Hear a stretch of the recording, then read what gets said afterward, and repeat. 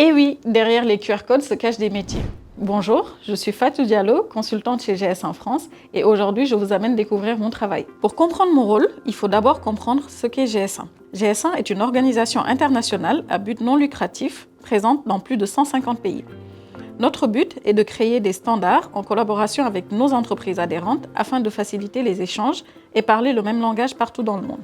Notre standard le plus connu, c'est le code barre. Et aujourd'hui, il évolue vers le QR code augmenté GS1. Concrètement, quand on entend le bip en caisse, c'est grâce au standard GS1.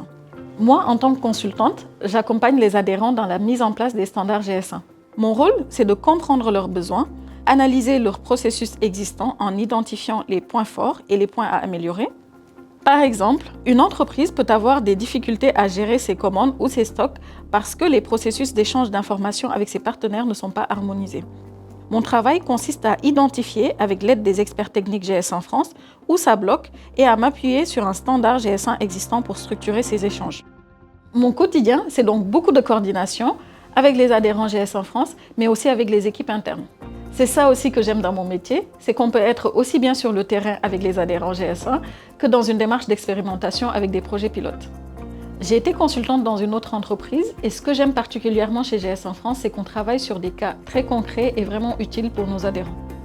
Et quand on voit que ça fonctionne, que les échanges deviennent plus fluides, plus fiables, c'est très gratifiant.